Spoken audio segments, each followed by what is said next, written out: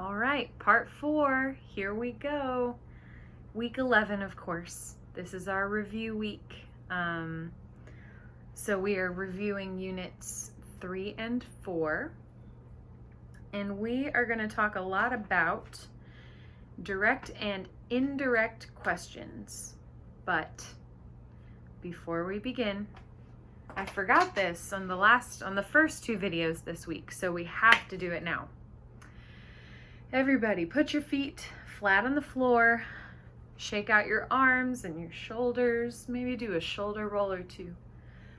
Ooh, that feels good. All right, now, close your eyes if you're comfortable, and take a deep breath in through your nose, out through your mouth.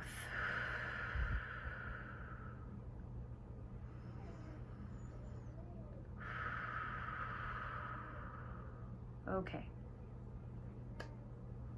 Now we're ready. So, last time we were talking about Anne's night out. There was a story in your book on page 56, and you should have finished filling in the blanks of that story, okay? So, let's go over those answers, shall we? Anne is 16 years old. It's midnight and she isn't home yet. She went out with her friend Liz. Anne's mom doesn't know where they went. She wonders if Anne and Liz are safe.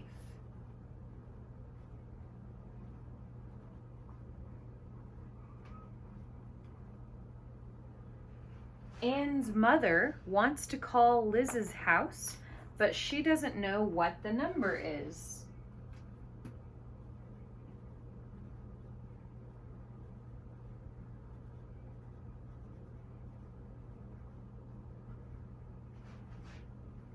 Anne's father is worried too. He wonders if he can find them.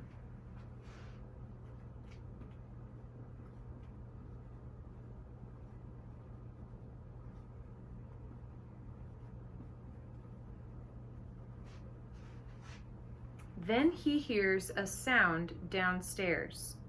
For a minute, he doesn't know who it is.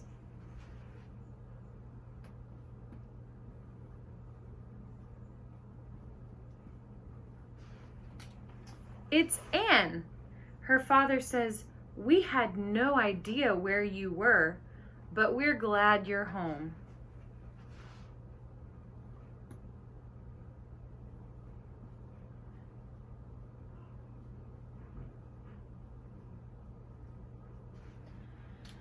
Okay, so was this confusing? The main way to create an indirect question is to put to put the subject before the verb.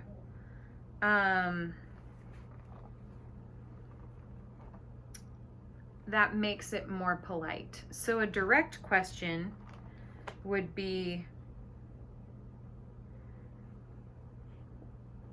wait, hold on, page 36, is that what I said? Yeah. I don't want to tell you backwards.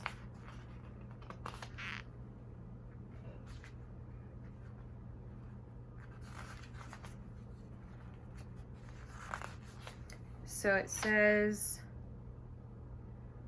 indirect questions begin with a question word and use subject-verb word order.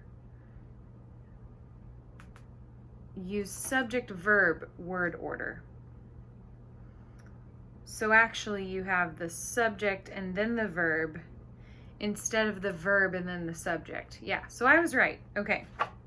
So an indirect question has the subject before the verb. So are Anne and Liz safe? if Anne and Liz are safe. Are is the verb there. So in a direct question, it would be, are they safe? But in an indirect question, it's like, if Anne and Liz are safe. I wonder if Anne and Liz are safe. Okay, I think you guys probably understand that. The main point of that is just to learn how to ask an indirect question, because indirect questions are usually more polite. So, all right. While I erase this, let's look at those questions below. Look at the statements below and see if you can create what the question should be. This is just like what we did in the last video with Albert Pujols.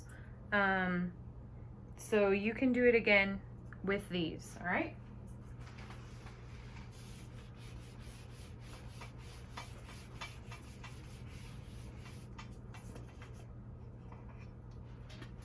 So, on number 1, it says, Anne should have been home at 11. So at 11 is underlined to help you think about what type of question word will we use. It will be, if 11 o'clock is a time, then the question we're going to ask is when. So when should Anne have been home?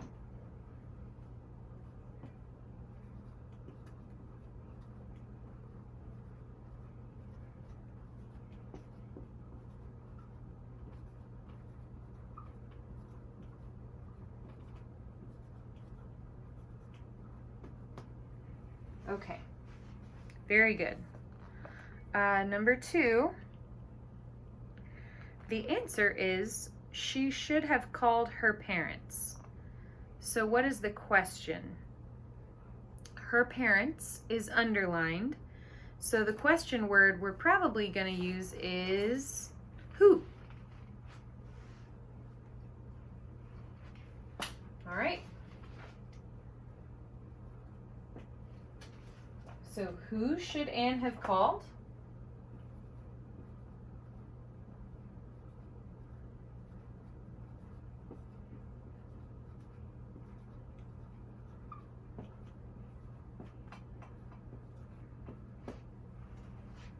She should have called her parents. All right? And number 3, the answer is Anne's parents should put her on restriction.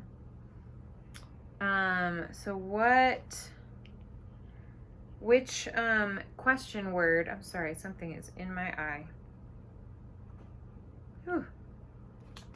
Which question word will we use for the question for this one? What? So the question is, what should Anne's parents do?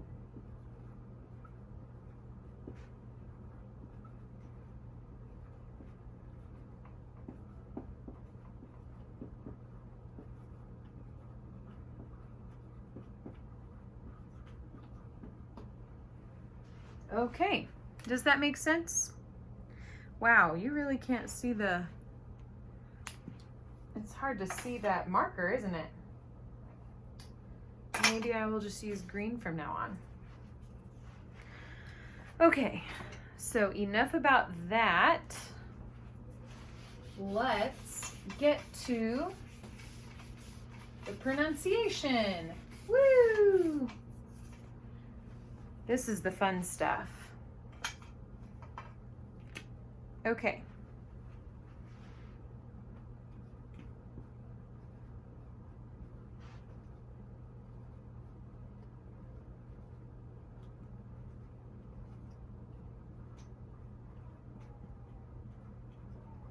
Intonation in questions.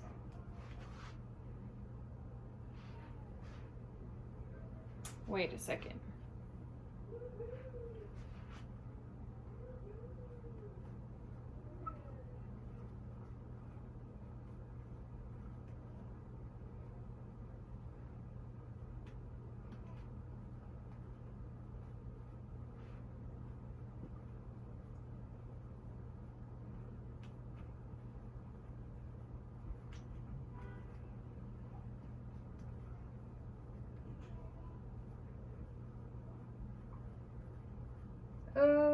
Okay. Whew. So, I'm going to say these questions out loud, and I want you to pay attention to the tone or intonation of my voice at the end of each question. Tone or intonation is a change in pitch when you're speaking. So,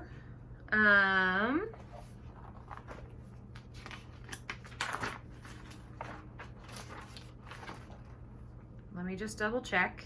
I don't want to do this wrong.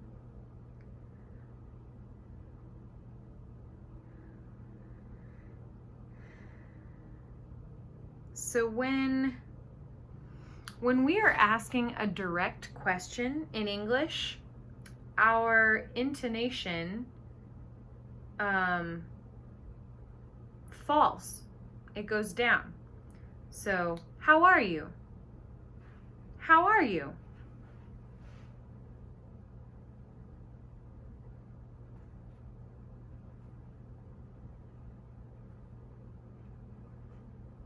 I should put that below, huh? Is that confusing?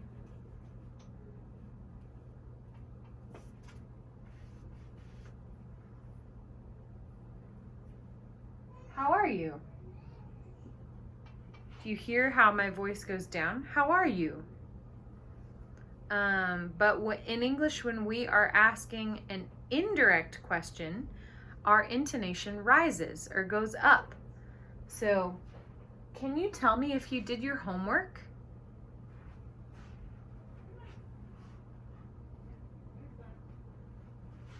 Can you tell me if you did your homework? Homework?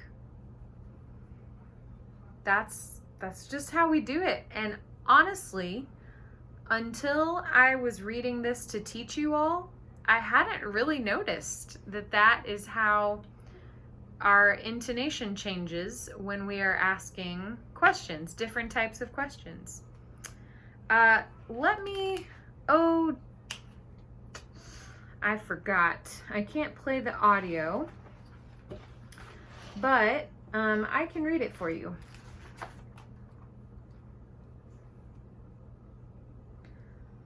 Okay, so if you look in your book on page 57, it says that the direct question is, where did he go? Where did he go?